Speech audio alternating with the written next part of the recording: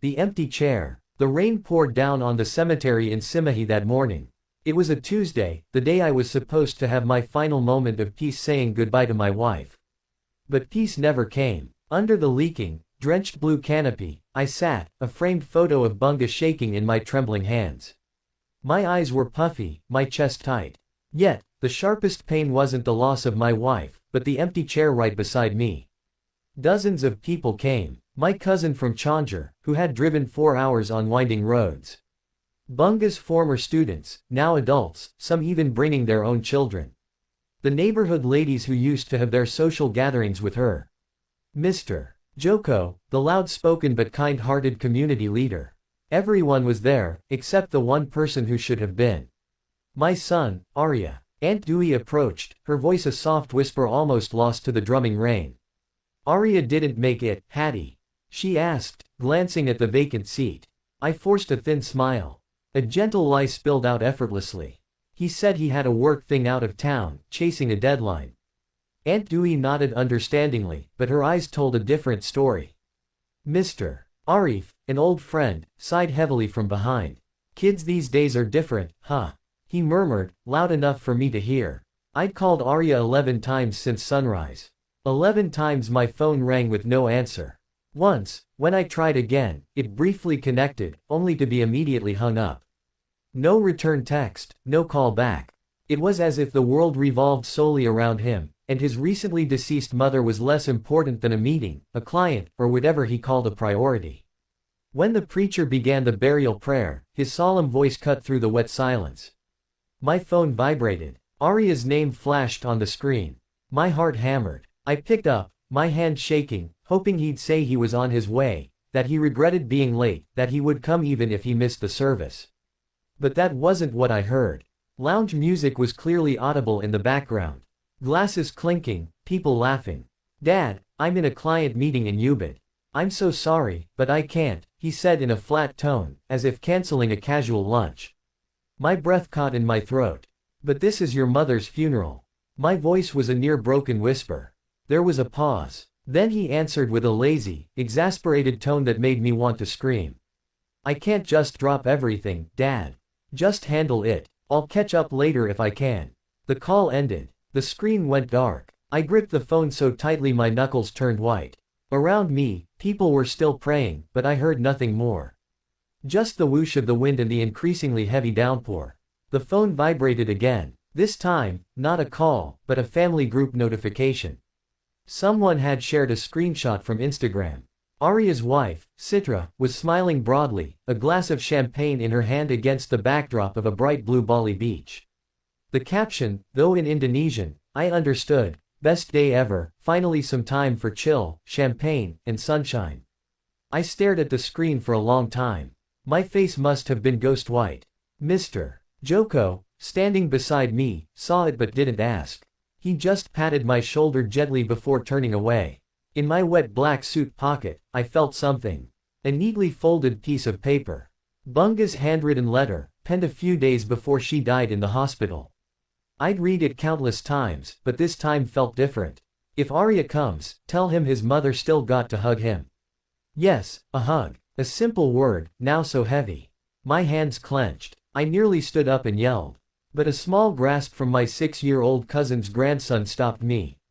He looked up with innocent eyes, as if asking, why are you so tense? I gently stroked his head, trying to smile, but failing.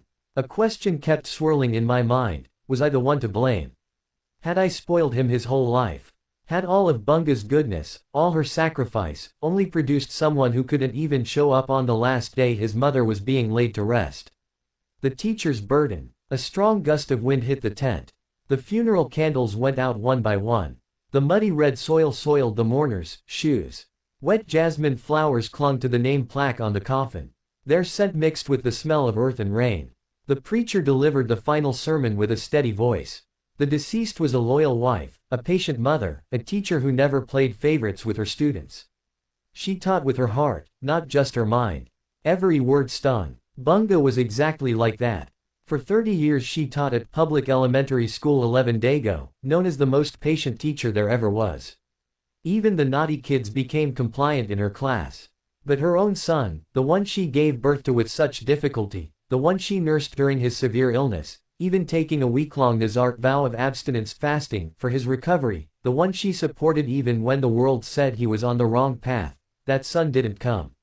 The ceremony ended. People began to disperse one by one, shaking my hand, offering condolences with sad, awkward faces. I only nodded, uttering, "Thank you," in a hoarse voice. When everyone had gone, and only Mr.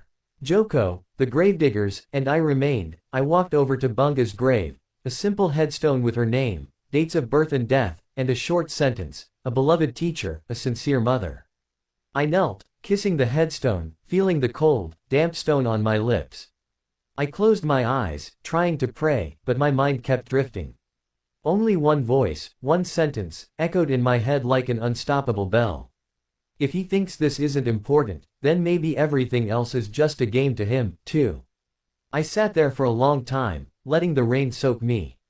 I didn't care about my dirty suit or muddy shoes. Mr. Joko tried to urge me home, but I shook my head. "Just a bit longer, Mr. Joko," I said softly. He nodded, then stood patiently beneath a nearby shade tree, waiting. I pulled out my phone again, opening the voice message app. There was one recording I hadn't opened since Bunga passed, her last message, recorded when she was hospitalized in Hassan Sadakan Hospital. Her voice was weak but still full of warmth. My fingers trembled as I pressed play. My wife's voice flowed slowly, interrupted by her labored breathing. "When Arya comes home, please don't be angry first, okay? Hug him for me." The voice stopped. The recording ended. I stared at the dark screen, then at the headstone in front of me. Rain and tears mixed on my face. "I'm sorry, dear," I whispered. "But I just don't know what to do anymore." Part 2, The Blue Notebook. The week after the funeral dragged on. The seventh night memorial service had ended 2 hours ago. The last guests, tired relatives and solemn neighbors, had said their goodbyes, leaving the house feeling suddenly too big and too quiet. I sat alone in the living room. Dim lamplight illuminated the old wooden table, which was filled with memories of Bunga. In the corner of the room was a brown archive box that I had always kept in the closet. I rarely opened it because it mostly contained household business that Bunga managed. That night, however, I felt an inexplicable urge to look inside. A soft whisper seemed to push me. I pulled the box to the center of the room and slowly opened the lid. Dust motes danced in the light. Inside were neat stacks of papers, receipts, important letters, and old photographs. But what caught my attention was a thick, blue notebook with Bunga's handwriting on the cover, "Family Notes." I opened the first page. My hands trembled as I read my wife's neat writing in blue ink, much of it already faded. It was a list of dates, amounts, and descriptions, all about Arya. I turned page after page, and my chest grew tighter. On the final page was a note written in a red marker, seemingly just a few months old. The handwriting was firm, different from her usual script. Total help to Arya until now, 61 transfers. Total, $75,000. Hope this is enough for him to build his life. I reread the number, $75,000. That was enough money to buy a starter home, to fund a comfortable retirement, or to live modestly for years.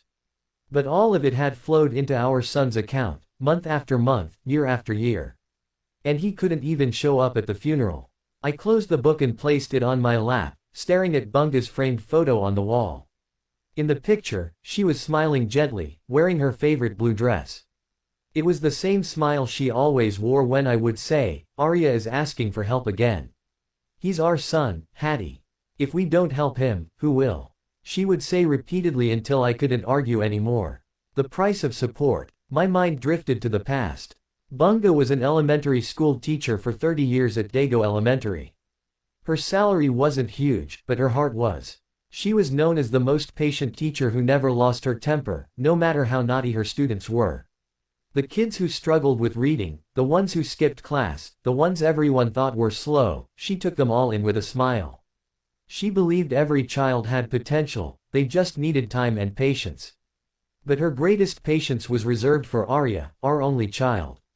I remember when he was in high school, he had a severe case of typhoid and had to be hospitalized for a week. Bunga never slept, staying by his side every night. She even took a week-long solemn vow of fasting, pleading for his recovery. When Arya got better, he hugged his mother, crying, promising to be a good son. That promise, however, was like smoke, it quickly evaporated. Arya dropped out of college in his second year. He said engineering wasn't for him, he was more interested in digital marketing. I was furious. I felt the tuition money I'd paid was wasted. But Bunga calmed me down. Let him find his own path, Hattie. He'll find what's right eventually. And, as usual, I yielded. Over the next few years, Arya tried various businesses. His first startup failed in 6 months. The second lasted a year before going bankrupt. Every time he failed, he came home looking glum, asking for more seed money. I was tired, I wanted to say no. But Bunga would always say, if his parents don't believe in him, who will? And I would lose the battle again. The unpaid debt. 6 years ago, Arya married Citra. The wedding was extravagant at a 5-star hotel, with decor reportedly inspired by celebrity ceremonies. The cost was astronomical, and we paid half. I protested, saying it was excessive. But Bunga said it was a once-in-a-lifetime wedding. Let them have beautiful memories for our son. I could only nod, though deep down, I felt something was wrong. Not long after the wedding, Arya came again. This time, he brought a proposal. He'd secured an apartment in a high-rise building, the Kensington Apartments, a strategic location, a great investment, he insisted. But the monthly payment was heavy, $3,500 a month. He asked for temporary help, just until his business was stable, a year at most. Bunga's eyes sparkled. This is his chance to have his own home, Hattie. Let's help him. I agreed, with the stipulation of only 1 year. But 1 year passed, and the payments didn't stop. The reasons always changed. The client payment hasn't cleared, Dad. The office is restructuring. Just a little longer. Citra is pregnant, don't stress her now. Pregnant. That word made Bunga and me happy, we were waiting for a grandchild. But 6 years later, there was no grandchild, no pregnancy. Just endless photos of their vacations on social media. I dug deeper into the archive box, finding a thick manila envelope. Inside were printouts of photos Bunga seemed to have collected from Arya and Citra's social media accounts. Photos of dinner at lavish restaurants with long captions about unpronounceable menu items. Vacation photos in Bali, Lombok, and the Maldives, with bright blue ocean views and infinity pools. Photos of a meticulously arranged collection of watches, brands whose price could feed a family for a month. Limited edition sneakers displayed in clear plastic boxes like museum pieces.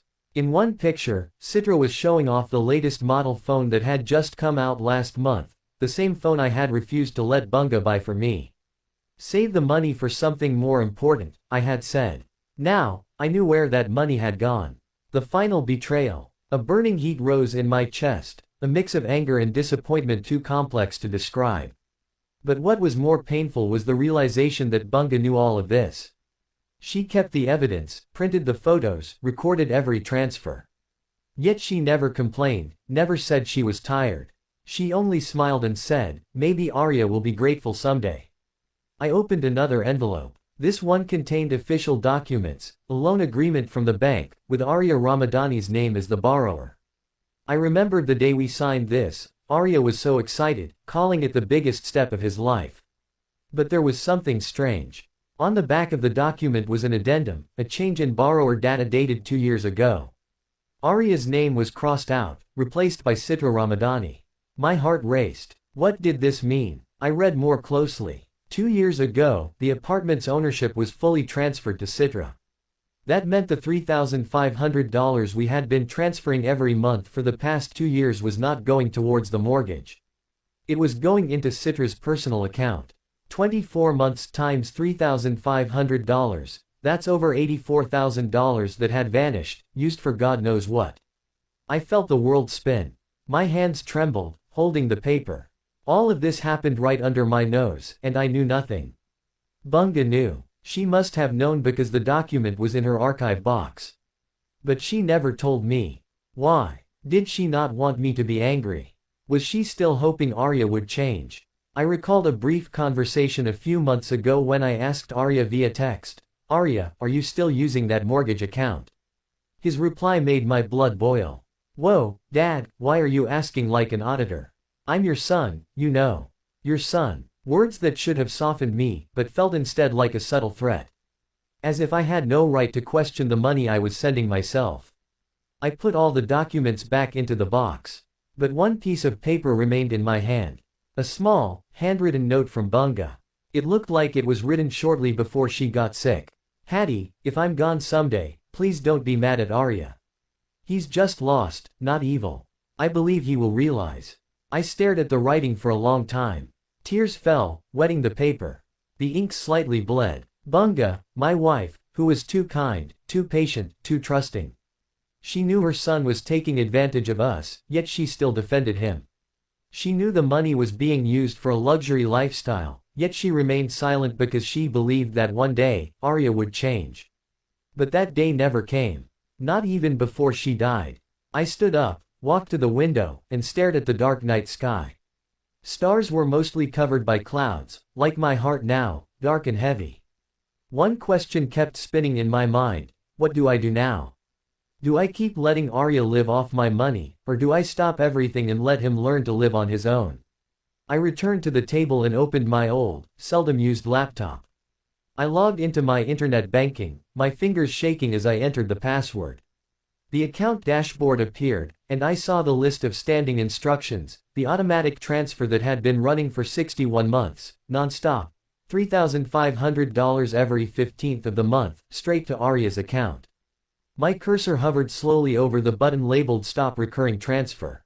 My heart pounded. My fingers floated above the mouse, but I couldn't click. Not yet. Not tonight. I needed time to think, to be sure this was the right decision. Or maybe I was just a coward, still hoping for a miracle, like Bunga once did. I closed the laptop, turned off the light, and walked to the bedroom. In the bed, which felt vast and empty without Bunga, I lay staring at the ceiling. The sound of crickets outside accompanied this long, heavy night. Part 3, The Truth Unravels. A week after the 1-month memorial service, I still couldn't sleep soundly. Every night, my mind kept circling the documents I'd found in Bunga's archive box. The figure of $75,000 haunted me. More than that, the fact that the apartment had been transferred to Citra's name 2 years ago made me anxious. If that was true, where had the $3,500 we transferred every month for the last 2 years actually gone? That morning, I decided to find out for myself. I drove to the local branch of the bank where we had signed Arya's apartment loan agreement years ago. The bank building was grand, with large windows reflecting the morning sun. I walked in, my steps heavy, unsure if I was ready for the truth. The bank officer who served me was a young woman with a neat uniform and a ponytail. She smiled warmly when I provided the loan account number and Arya Ramadani's name. Her fingers quickly typed on the keyboard, her eyes focused on the computer screen. A few seconds later, her smile faded slightly. "Sir, the loan account under Arya Ramadani's name has been closed for 2 years, she said carefully, as if afraid to deliver bad news. I nodded slowly, having already guessed the answer. Closed because it was paid off. I asked, though I knew the answer wasn't that simple. The officer shook her head. No, sir. It wasn't paid off, but the ownership was transferred. The borrower's name was changed from Arya Ramadani to Citra Ramadani, his wife.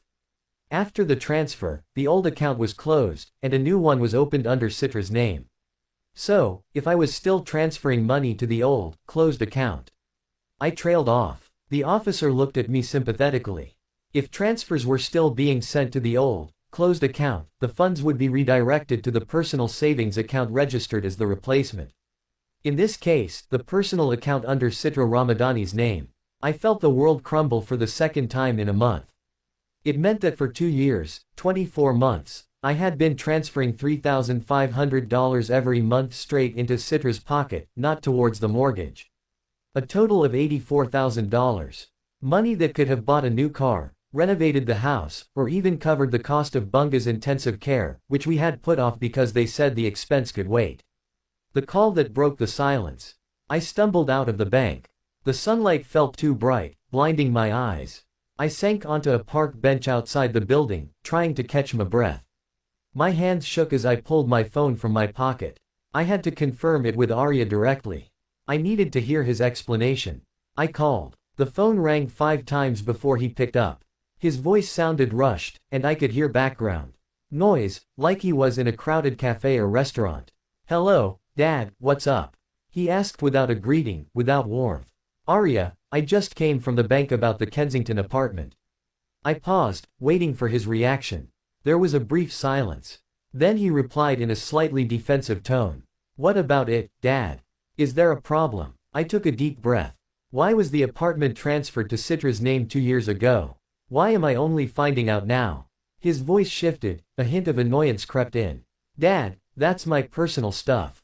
Citra handles our finances, so we decided to change the name to make it more practical." Practical. A word that sounded horribly out of place. But I was still transferring the money every month, Arya. If the apartment is under Citra's name, where did my money go? I asked, trying to stay calm even though my chest felt like it was about to explode. Arya laughed, a short, condescending sound. "Well, consider it helping us save, Dad. It's for my family, after all. Besides, Citra also invested in it, so it's only fair her name is on the title." The words he used were so casual, so dismissive. As if the money flowing every month wasn't the hard-earned savings of his parents. I felt the heat rise to my head. "Arya, that was your parents' retirement savings, not loose change," I said, my voice shaking with suppressed anger. "I know, Dad, but I didn't ask for it.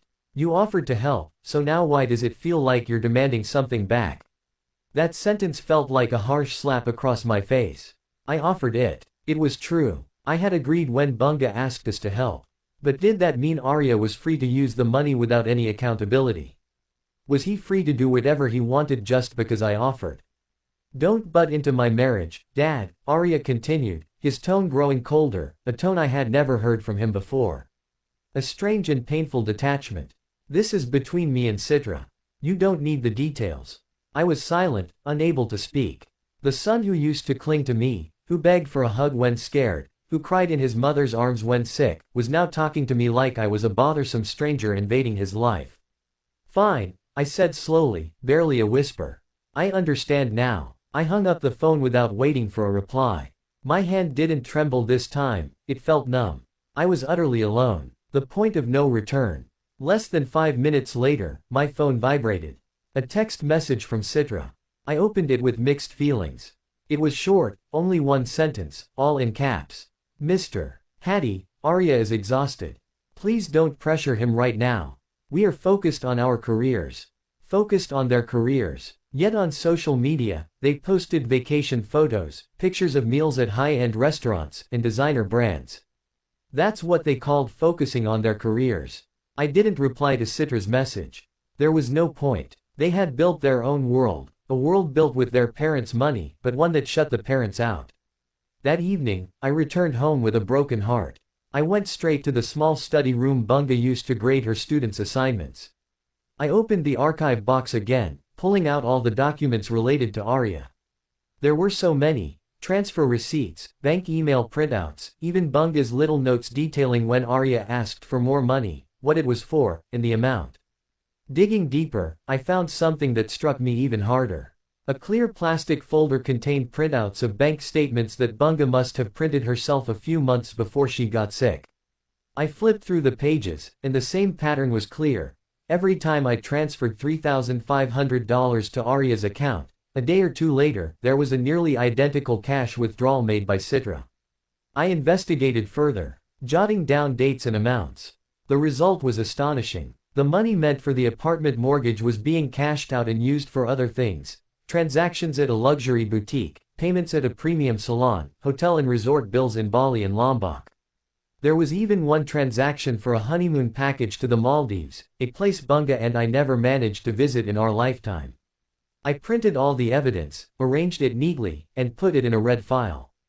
On the cover, I wrote with a thick black marker, "Evidence if I die." A bitter, necessary inscription. I had to have concrete proof if anyone ever questioned where my retirement savings went. The line drawn. That night, I couldn't sit still. A fire raged in my chest. I called Arya again, this time with a firm resolve. The phone rang for a long time, as if he was deliberately avoiding the call.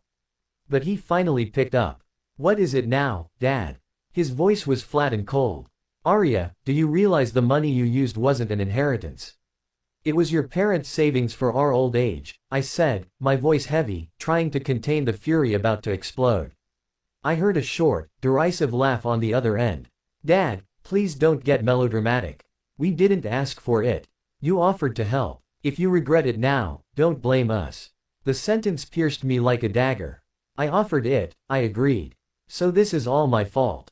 Do you think your mother took that week-long vow of fasting for you until she was weak and almost passed out, just so you could live carelessly?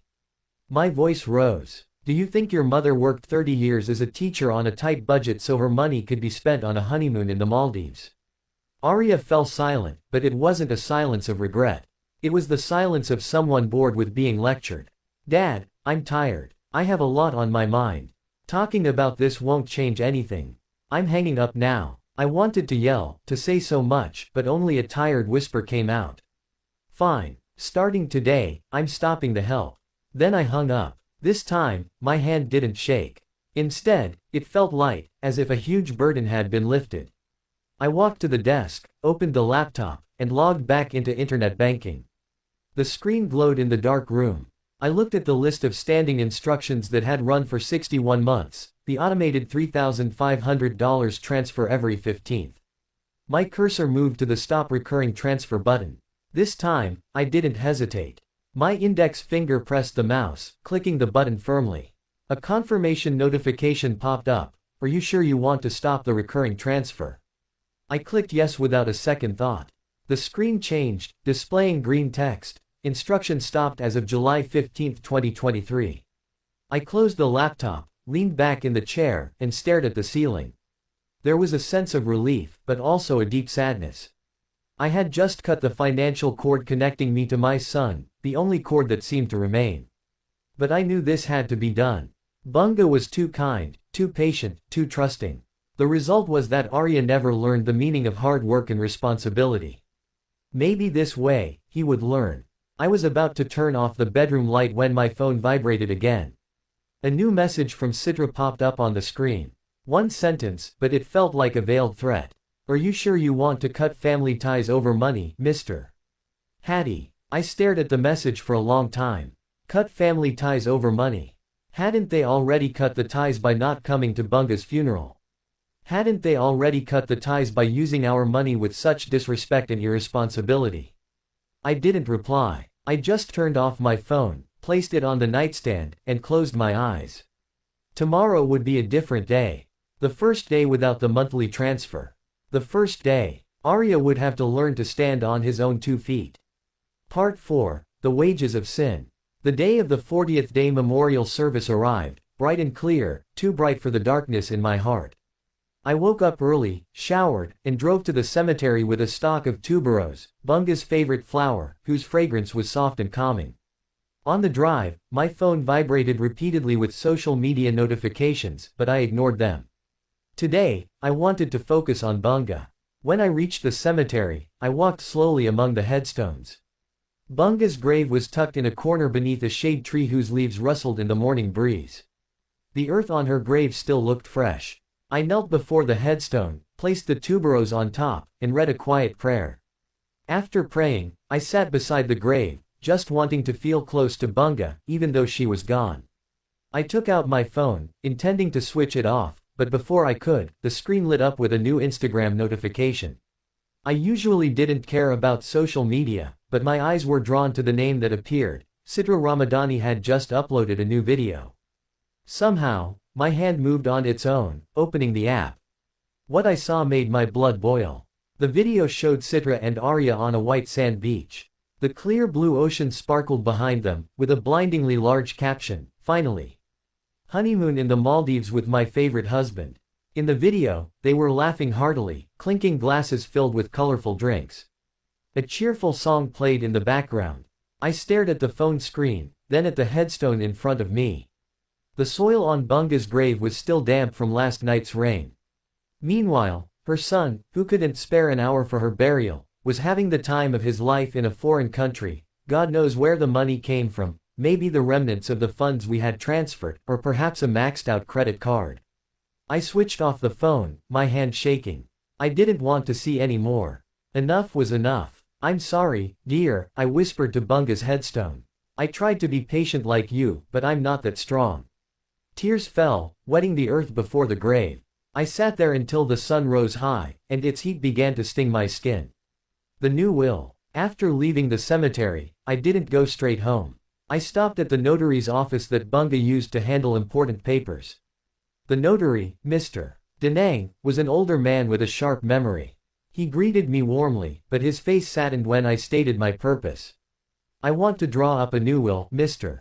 Danang, I said calmly. Mr. Danang nodded, understanding. He had heard the news about Bunga and had even attended the funeral. Please sit down, Mr. Hattie. I'll prepare the draft. We talked at length. I explained my wishes. All of Bunga's inherited assets, the house in Dago, the joint savings account balance, and the small coffee plantation in Chanjar, would be transferred to social causes and education for orphans. Arya was no longer listed as the primary beneficiary.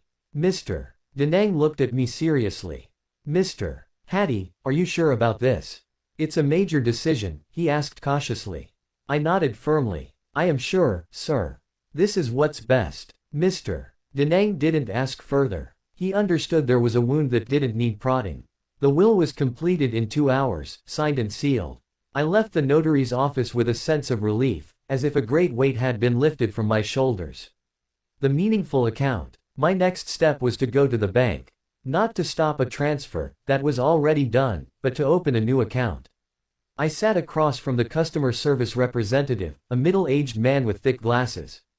I want to open a new savings account named Bunga's Pilgrimage Fund, I stated. The officer smiled and processed my request. Within half an hour, the new account was ready. I immediately transferred $45,000 from my main account into the new one. This money was originally intended for Arya, for his future, for a backup business investment. But now, it would be used for something more meaningful, a pilgrimage to pray for Bunga in the Holy Land. In the savings book, I wrote with a black pen, prayer is more valuable than a self-absorbed offspring. Consequences and silence. The days settled into a new routine. I focused on the coffee plantation in Chanjar, which I had neglected. Every week, I went there to check the plants, talk to the workers, and fix the broken fences. The physical activity helped distract me from Arya and all the accompanying disappointment. I also became active at the mosque near my home, joining study groups and tutoring orphans in reading the Quran. Bunga used to do this, and I felt close to her when doing the same. Neighbors started asking. Mrs. Maya, the kind lady next door, often dropped by. Arya never stops by anymore, Mr. Hattie, she asked one evening as she brought me a dinner of fried rice. I smiled thinly. He's busy, ma'am. But Mrs. Maya wasn't fooled, she saw the truth in my eyes. Mr. Joko also mentioned it once, if you need anything, just say so, Mr. Hattie. Don't be shy. I thanked him, but deep down, I knew what I needed wasn't material goods or money, but a son who valued his parents. Every month, I added a small amount to Bunga's pilgrimage fund. It was a small amount but full of meaning. It was the money I used to spend on gas, eating out, or other small expenses. Now, I lived more simply, cooking for myself and rarely leaving the house unless necessary. Every time I added to the balance, I felt a sense of peace. I felt Bunga smiling from beyond. The quiet threat. But that peace didn't last long. One evening, about a month later, my quiet was disturbed by the ringing phone. The screen showed Arya's name. I stared at it, debating whether to answer. Finally, I picked up, but didn't speak first. Arya's voice sounded frantic on the other end. Dad, the bank sent a final notice for non-payment. Can you help me out, just this one time? I'll pay you back. His voice trembled, unlike his usual cold, arrogant tone. I stayed silent for a moment, letting him stew in his anxiety. Then I answered, my voice flat and emotionless. Ask Citra. She handles everything, right? Arya fell silent. I could hear his heavy breathing. Dad, I'm serious. If we don't pay, the apartment will be foreclosed on, he pleaded, a tone I had never heard from him before. Arya, you're an adult now. Handle your own problems. I'm tired, I replied, and hung up immediately. My hand didn't shake this time. Instead, it felt stable, strong. I placed the phone on the table and returned to the Quran that lay open on my lap. My focus was gone, though. My mind drifted to Arya, imagining his panic, imagining the argument that must be brewing between him and Citra. But I felt no guilt. This was the consequence of their own choices. A few days later, I received an anonymous letter in the mailbox. No sender's name, just my address neatly written on a brown envelope. I opened it cautiously. Inside was a single sheet of paper, a printout of a photo of Arya and Citra at a luxury resort, posing by an infinity pool overlooking the ocean. Below the photo, a handwritten message in red marker: "This is how they spent your retirement." I stared at the photo for a long time. I didn't know who sent it, an old friend disgusted by his behavior, a disgruntled former employee, or a nosy neighbor, but whoever sent it, I was grateful. Not because I enjoyed seeing proof of my son's moral decay, but because it strengthened my resolve not to give in. I folded the photo, slipped it into the red file already brimming with other evidence, and put it back in the cabinet. Then I went to my desk, took a blank check, and wrote the amount, $5,000. I would donate the money to the small education foundation Bunga used to support, helping poor children stay in school. That $5,000 was actually what I had saved for Arya's birthday gift next month. I used to always get him what he wanted, whether cash or goods. But this year, that money was better spent on children who truly needed it, who still had dreams and the will to learn. Unlike Arya, who was consumed by his extravagant lifestyle.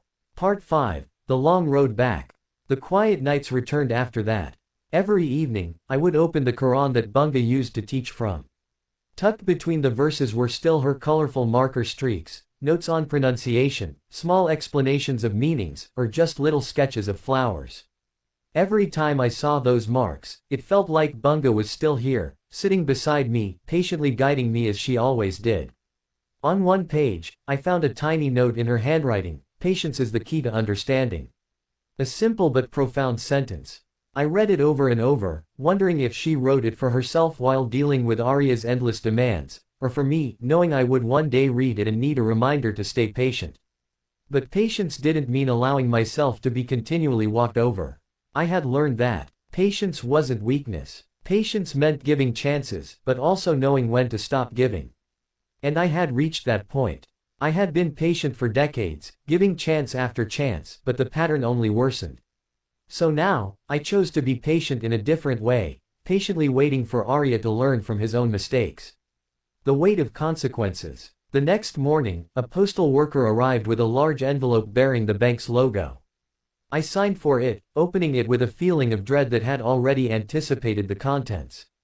Sure enough, it was a default notice for the loan on the Kensington apartment, addressed to Arya Ramadani. The letter explicitly stated, "If not settled within 14 days, the unit will be seized and auctioned to cover the outstanding balance." I read the letter slowly, word by word. There was no joy, but also no urge to help.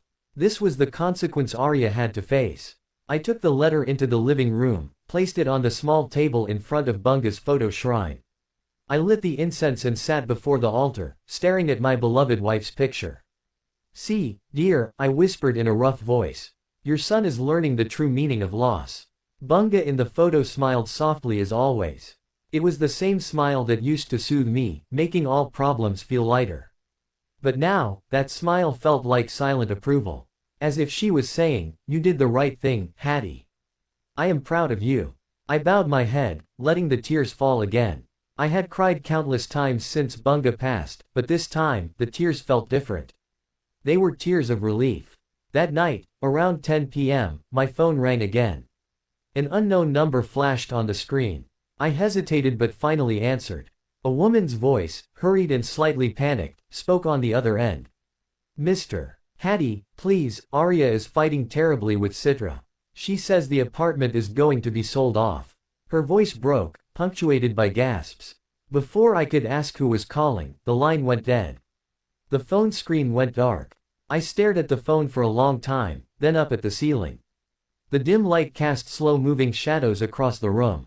And for the first time since Bunga died, I smiled. Not a smile of pleasure at my son's misfortune, but a calm smile, knowing that justice was finally taking its course, that karma was at work, and I didn't have to do anything else. I just had to wait and watch. Rock bottom. A week after that mysterious call, I heard from Mr. Arif. He called that afternoon, his voice cautious, as if afraid to share bad news.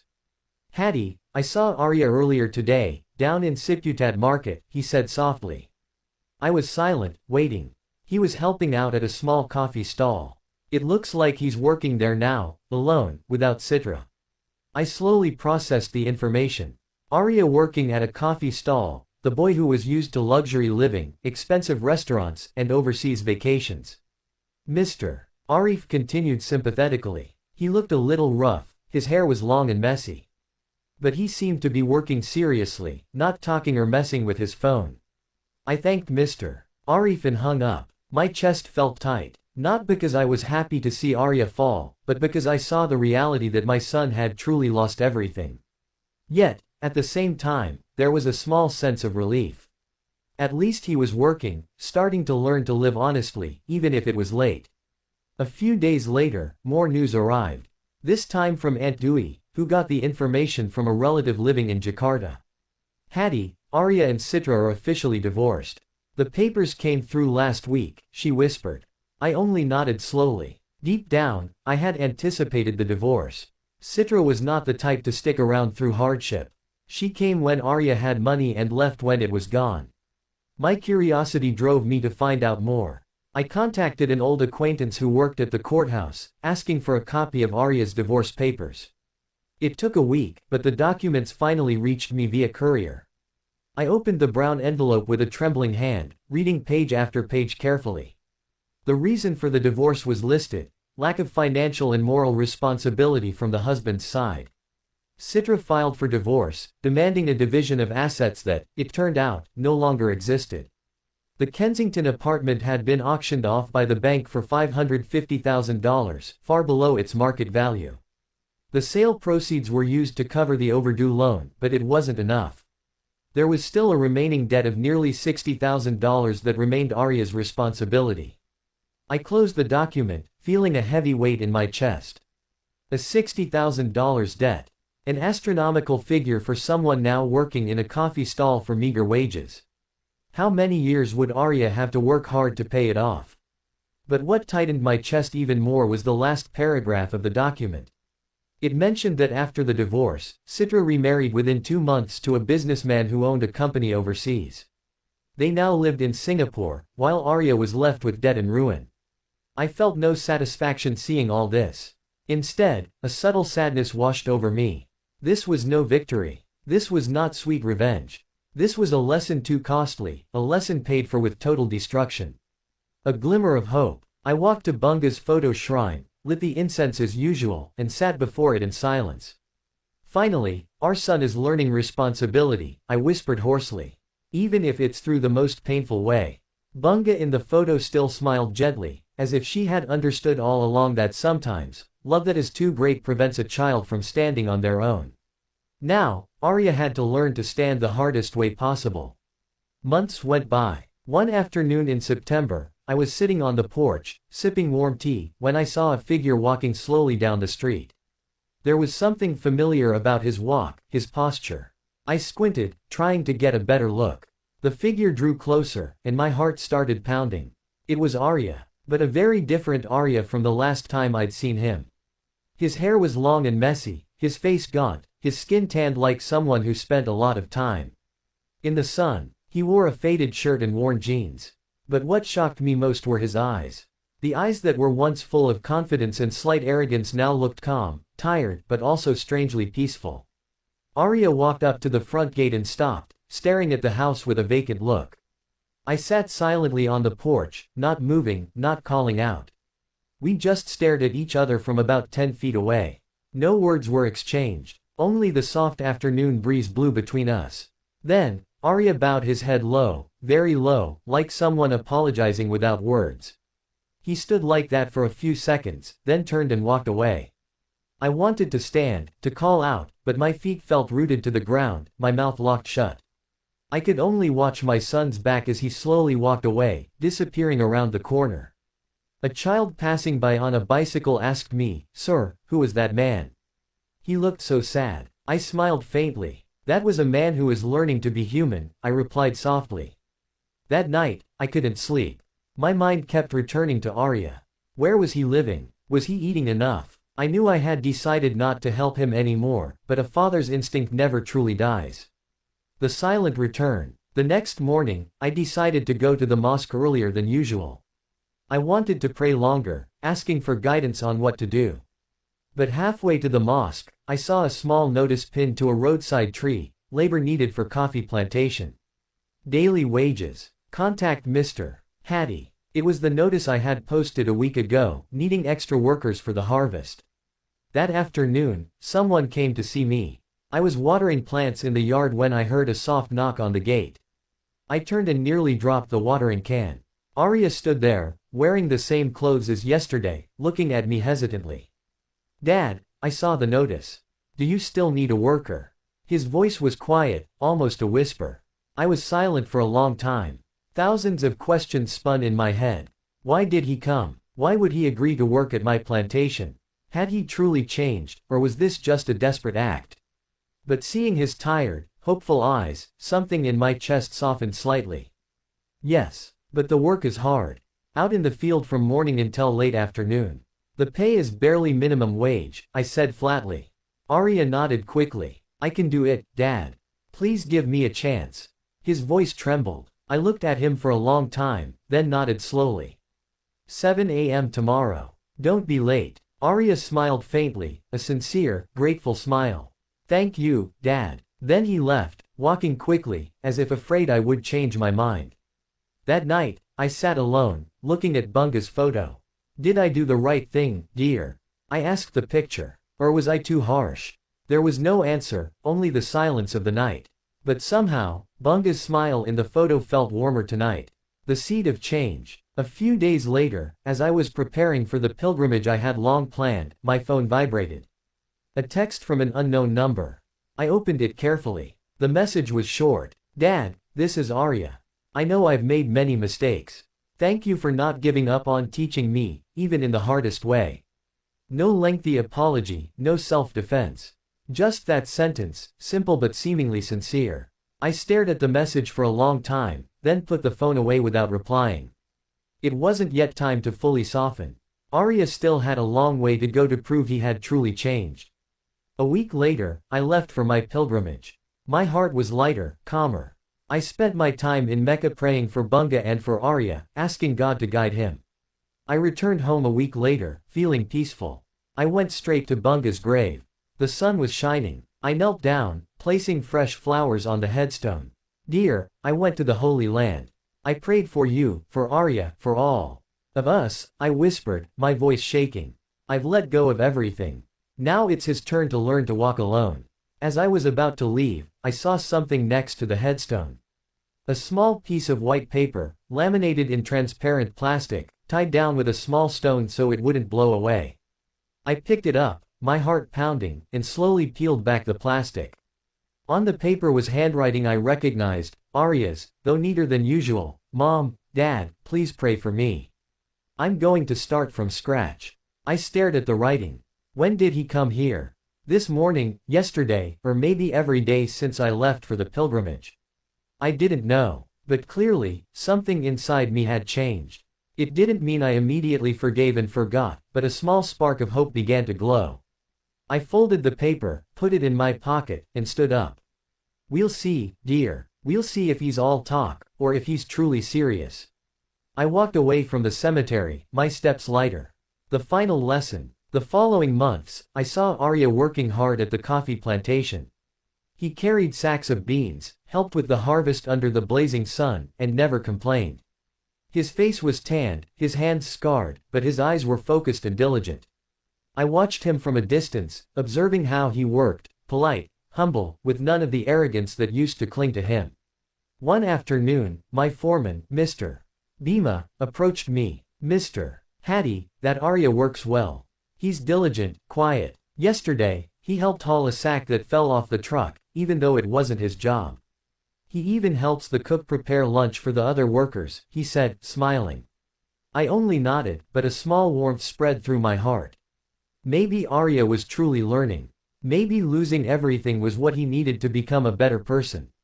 A few weeks later, I was closing the windows when I heard a motorcycle stop outside the gate. I peered through the curtains but saw no one. Curious, I stepped out onto the porch. The gate was empty, but on the small table by the door was a white envelope. Written simply on its surface, for the school costs of the orphans in Changer. From someone who finally understands the meaning of responsibility. No sender name, no address. Just the plain white envelope with that neat writing. I picked it up, trembling, and opened it slowly. Inside was cash. I counted it, my heart pounding, $2,000. Not a small amount for someone working as a daily laborer. I stood there for a long time, holding the envelope, staring at the dark, quiet street. I knew who put it there. I knew from the handwriting, from the choice of words, from the intent that shone through every letter. I went back inside, closed the door, and walked to the living room.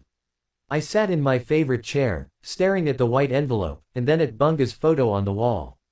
Tears fell again, but this time, they were not tears of sorrow or disappointment. They were tears of relief, of tenderness, a complicated mix of pride and lingering doubt. He's starting to learn, dear. He's starting to understand, I whispered hoarsely. Maybe not perfectly, maybe still far from what we once hoped for. But at least he's taking the first steps in the right direction. I smiled for the first time since Bunga passed, a genuine, unburdened smile. I looked up at the ceiling, imagining Bunga there, smiling gently as usual. Thank you, dear. Thank you for teaching me the true meaning of love. The love that gives, but also knows when to stop giving. The love that is patient, but also knows when to be firm. The love that forgives, but never forgets the lesson. I stood up, walked to the bedroom, and lay down on the bed, which no longer felt too vast. For the first time in a year, I slept soundly, without nightmares. Just peaceful rest, accompanied by the beautiful memory of Bunga and a small hope for Arya's future. The next morning, I woke up refreshed. I would take the money from the white envelope to the Education Foundation and donate it for orphan scholarships.